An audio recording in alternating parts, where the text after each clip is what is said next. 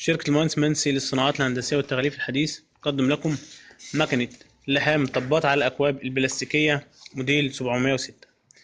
المكنة شغالة بكهرباء البيت العادية 220، سهلة الاستخدام، شغالة على نظام الرول. ده رول تجريبي، ده الرول سليم، وده الرول بعد أما تاخد منه الطبات اللي هي بتلحم الأكواب. النهاردة هنلحم أكواب المكسرات والسناكس على الماكينة. الماكينة سهلة الاستخدام، بسيطة في التشغيل. ده الزرار الخاص بالباور، نشتغل ونقفل منه.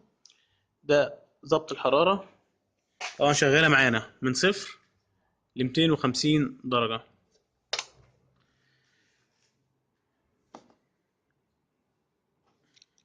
الزرار ده بيشتغل لما بنظبط المكنة على حرارة معينة، وأول ما بتوصل الحرارة اللي احنا عايزينه اللمبة دي بتنور.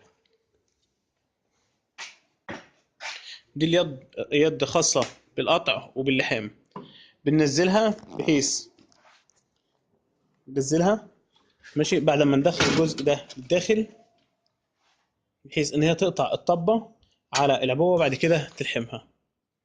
طبعا احنا معانا في المكنة هنا كذا قطر.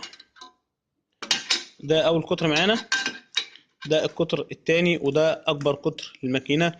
يعني دلوقتي شغالة معانا 3 اقطار مختلفة على حسب قطر الكوباية اللي احنا هنحطها. نحط كوباية السناكس اللي احنا نبتدي نجرب عليها.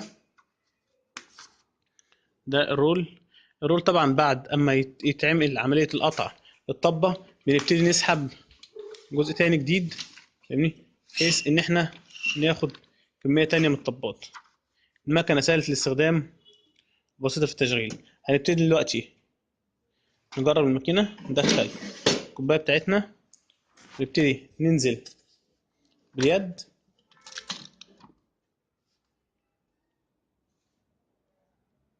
بعد كده بنرفع ايدينا ونطلع كوباية.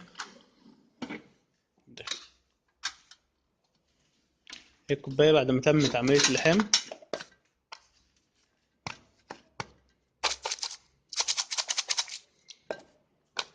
طبعا ممكن نلحم عليها، النهاردة احنا لحمنا عليها السناكس، ممكن المكسرات، كوبايات المكسرات البلاستيكية تبقى شفافة، ممكن نغلف عليها عبوات الزبادي المختلفة. المكنة بسيطة وبتشتغل على أنواع مختلفة من الأكواب وأقطار مختلفة. المكنة موديل 706، مقدمة من شركة المهندس منسي للصناعات الهندسية والتغليف الحديث. شرح مهندس أحمد حسن، مدير فرع مدينة نصر.